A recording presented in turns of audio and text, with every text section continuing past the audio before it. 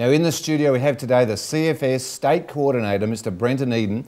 And Brenton's actually an old schoolmate of mine. Welcome, Brenton. Thank you, Anthony. Pleasure to be here and good to see you in the chair. Yeah, now, Brenton, a couple of things before we get underway with the serious stuff. Firstly, I like my jacket. You have taken a liking to it, and I'll have great pleasure taking it back to headquarters at the end of the interview. And I actually am even more in love with this little one here. I do know you love the helmet. We might have to negotiate on the helmet. Okay, now, that you said is the fire chief. That actually is the chief's helmet, yes. Right, but it's not been worn before. I think it's very new, so he'll probably want it back. No bushfires? No much used in the media. Okay. Yeah. Now, the reason I sort of want to find out a bit more about CFS is we've had you on each year at this time of the year, which is heading into the problematic time of the year in terms of fires.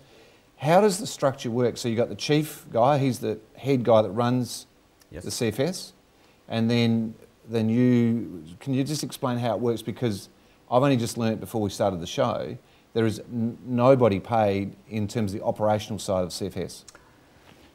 Nearly correct. Let's start from the bottom up. Yep, let's do it. Every firefighter on the ground, of which there's about 10,000 in South Australia, are all volunteers. Okay. So when you see a fire truck responding and the crew on it, male, female, whatever, they are not paid. They are all volunteers.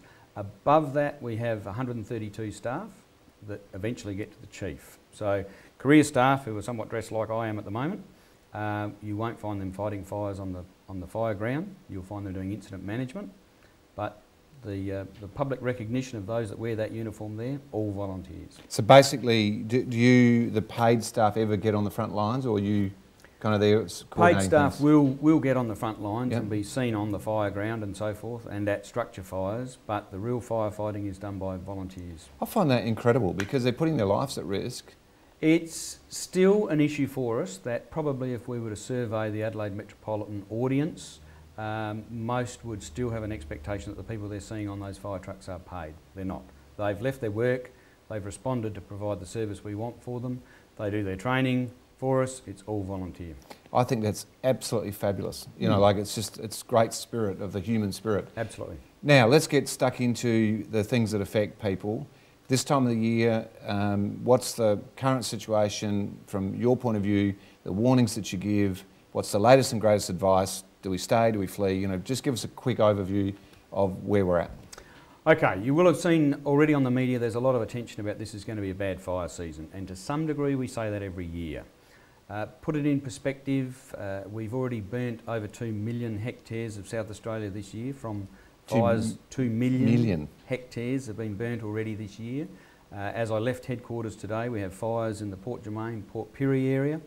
You will also have been aware major fires in New South Wales, Queensland, and unfortunately this year, Western Australia have already burnt 2 firefighters seriously. So 60% burns to career firefighters. So this season, with the amount of growth that's around, your audience that's up in the Adelaide Hills will know that the growth is quite phenomenal this year. It has all the ingredients for a bad fire season, and that's not just calling, crying wolf. Everything's there for a very big season. Now, Brenton, I own a 220-acre property. We're in Kaipo. It's a red-hot fire area. It is.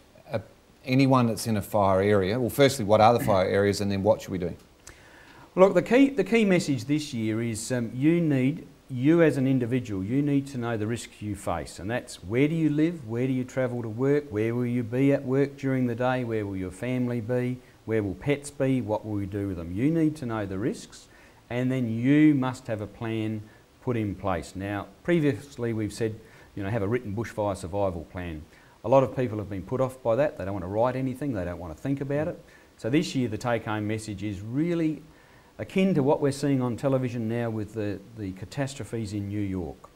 Look to what you might face, plan for what you'll do if that happens. And right now we're seeing, a massive city like New York, no electricity for a long, long time. What will you do in your house with no electricity? What will you do when the roads may be blocked, allowing you to get back or allowing you to leave? So the message is, what are you doing? What are your neighbours doing? Because that's critical.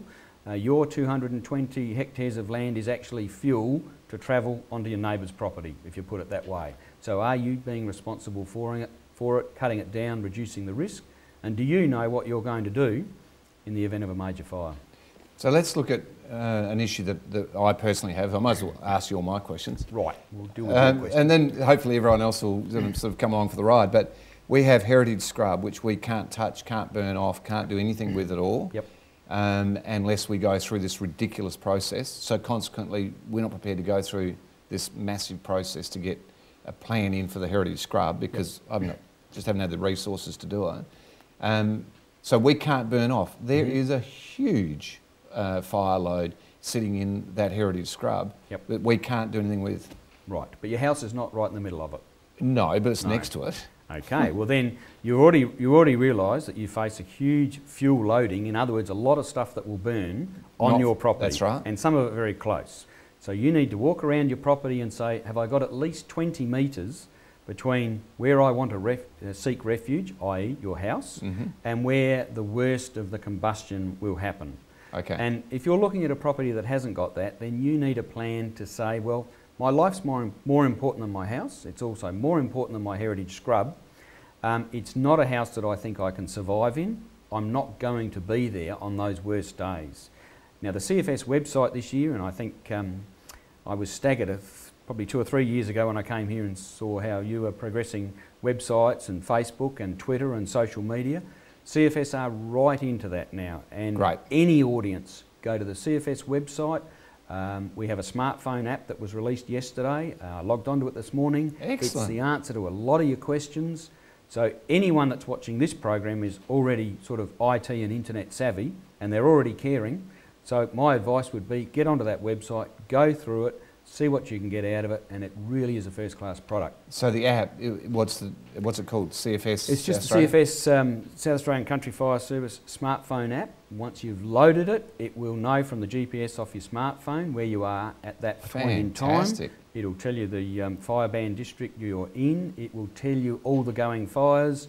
And once you're into it, if you click onto it, you can also say, look, keep me informed of that fire via Twitter or via Facebook. So if there's a fire burning up in your area and you're sitting down here at work, you can go to that app, click on it and say, I want to be kept up to date with what's happening on that fire. So either I'll keep the family informed, or I'll know not to travel through the Adelaide Hills to go home tonight. I'll wait until the fire's been declared safe. Right, okay. So right into social media this year. That is really good news. I know you brought some books in and stuff last year, so we'll have a look at those in a minute. Now, so we own a property in the hills.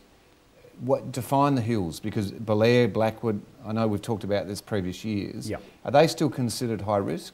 Oh, absolutely. Absolutely high risk. So how far into suburbia, like in Sydney, you know, there's big problems with that. But what about here? I think for the general public who haven't got maps in front of them right now, but they can go to the CFS website and see the risks they face with where they live.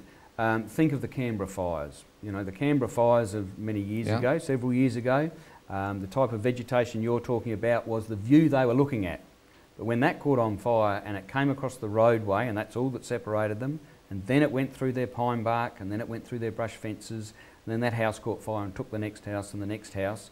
You've really got to look at where you're living at the time and think, really high winds, 40 degrees, no humidity, my neighbour's house is on fire, what is that going to do to me? And if you can say, my neighbour's house is on fire but it will not impact me, then you're probably in a reasonably safe place. If you look at your neighbour's property and think, that's a risk to me, then you need to have an alternative option. What about the canopies? Because up in Blackwood and Belair, and you know, the canopies go right over the houses. They do. So surely that's not your neighbour, that's just a tree that's sitting... Oh, absolutely. And the current commercials that are running for CFS at the moment show the issues of ember attack, and you've just mentioned canopies. Now, great old gum trees, when they catch on fire, they go off. The leaves actually go up in the air, and they're up and burning. In the Wangari fires of Port Lincoln, the gum trees that were at the back of Port Lincoln travelled about 7 k's across water and landed on the island off Port Lincoln, still burning. So it's a big distance. You've got to be aware of what's around you that's going to burn. So the 20 metres you're talking about is really pretty meaningless. 20 metres is there nothing that's going to catch on fire on the ground between me and 20 metres away. And if you're going to be in the house, you know that you've protected your gutters, you know that you're there. I think 2 years ago you must have bought more fire protection equipment than the South Australian Country Fire Service. but that's no good if you're not there. Yeah. So you've got to be there to use it. And if you're not there to use it, then it's of little use. Brendan, we'll come back with more questions in a moment. Pleasure. But in the meantime, let's just go and look at some hot auctions at Going, Going, Gone.